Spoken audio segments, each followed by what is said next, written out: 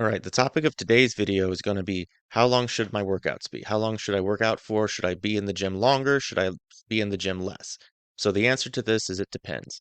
It depends on your goals. It depends on your style of training as well, and it depends on what you're trying to shoot for. Are your goals bodybuilding? Are they strength training, cardio endurance training, performance training, or is it just general fitness? So just kind of as a brief rundown, we're going to go through these. So bodybuilding training, I would say you could do it in and out in about 45 minutes.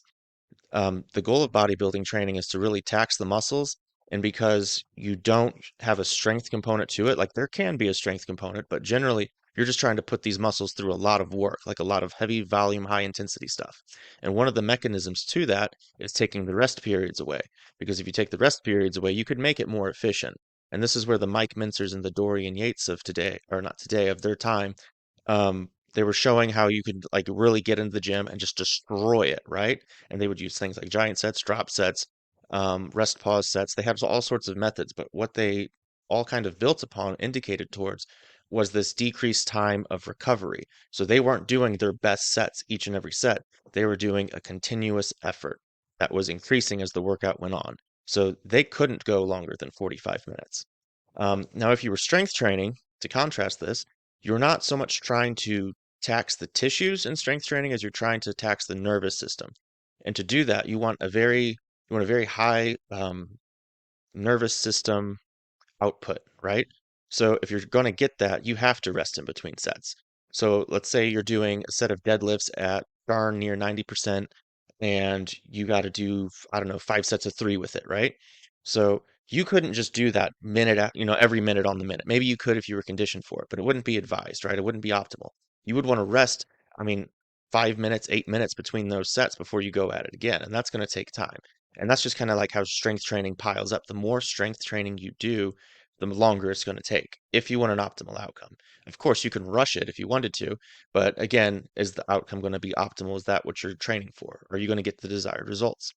So then going into cardio and endurance training, this could be done in 30 minutes or an hour and 30 minutes. And I say that hour and 30 minutes because it's endurance training. Like if you're depending where you're at on that spectrum, where you want to, and how long do you want to endure for, you got to push your muscles there, right? So that kind of goes with that one. And then before we go on to the next one, though, cardio and endurance training can be done in a HIIT style or a high intensity style or an interval style. And that's where you get the 30-minute part. So it's like you can do it very quickly or you can do it for a very long time if you wanted to. It depends what your goals are. If you were running like an ultra marathon or something, you would want that endurance time to be pushed like well into like, I don't know, 5 hours or something, depending how long the sport would take. Now, when you get into performance, that gets tricky. So in performance, your time in the gym can be very short if that's what's needed. If you need extra recovery time or more recovery days, your performance can be very brief, your training can be very brief, or it needs to be longer because again, it depends. So this is where you would need a personal trainer or a coach to kind of come in and assess what's going on, and then you would make that decision there. Like performance issues would happen mostly under guidance, but it depends what the issue is. Is it a power issue? Is it a strength issue? Is it an endurance issue? And then you adjust that, or is it skills or technical performance?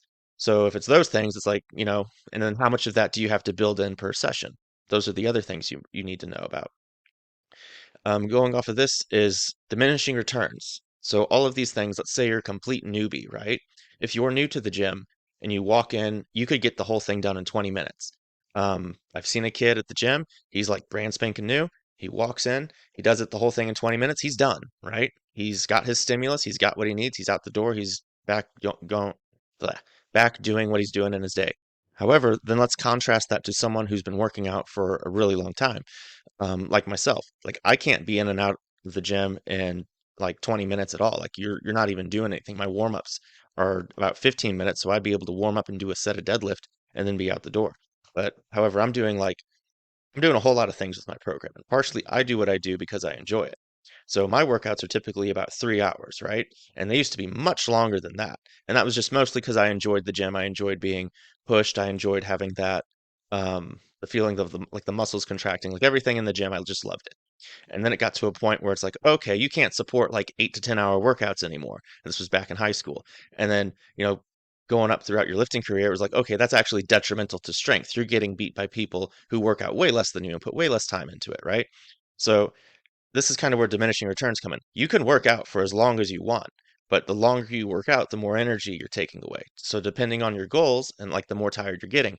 So depending on your goals, if your goals are strength, you don't want to be in the gym for a very long time because it's going to start messing with your recovery. You will not get stronger.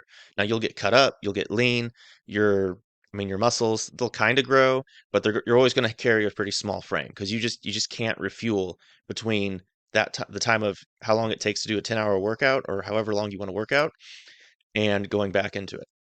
So I would need to follow my own advice here and take it, but I would need my workouts, they should probably go less than 3 hours and more like an hour and a half to 2 hours because I'd have much higher strength output, could recover for the next session, and then so on. So then what's the takeaway from this?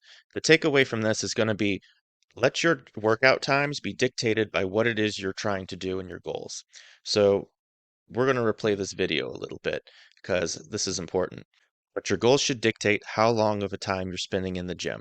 So if your goals are to get stronger, let's say let that guide you to about 2 to 3 hours, maybe 2 hours, right? If your goals are for bodybuilding, maybe do shorter times but more frequently. If your goals are cardio and endurance, let your time in the gym match what it is you're trying to endure. If your goals are performance, just, it's get in and get out. Do as much as you need to do to increase your performance level, and then you leave, right? If your returns are just general fitness, it's up to you at that point. You could do it in 15 minutes, you could do it in 45 minutes. But the main point in all of this being is that more time in the gym is not necessarily better time or quality time or time well spent in the gym. So if you're at a point and you're like, well, I think I need to increase my workouts. So let's look at this before you answer that question. Are your workouts progressing? Are you getting stronger through them?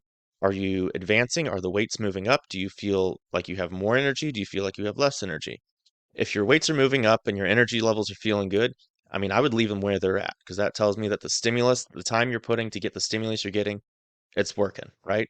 Now, if you're in the gym and you're like, yeah, I'm kind of going stale, like nothing's moving, I would actually maybe decrease the time in the gym. If you're relatively new to it and you're feeling like I'm not really pushing myself or I'm not, what's the word? I'm not challenged, right? Then yeah, I would increase your time in the gym. Now, if you're a strength athlete and you're working towards strength and you're like, well, I need to a bigger gas tank. I need to get more energy. I need to get more cardio. I need to get more endurance. And, you start having like this Walmart checklist of attributes you want to get on your program. Yeah, I would go ahead and I would increase your gym time, but I wouldn't advise to push it longer than 3 hours. And I say this again out of my own experience because it's like, I'll go into the gym all day because I like it. But it's like, I also know that that's not good for my performance over the long run. Like, if I'm going to do that, fine, do it for your one day out of the week if you need to.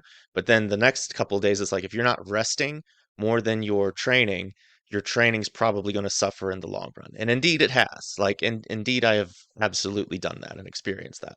Like, you just don't recover as good. So sometimes, yes, training more is good. That's typically if you're a beginner or you're trying to develop a work capacity. There's a purpose for that.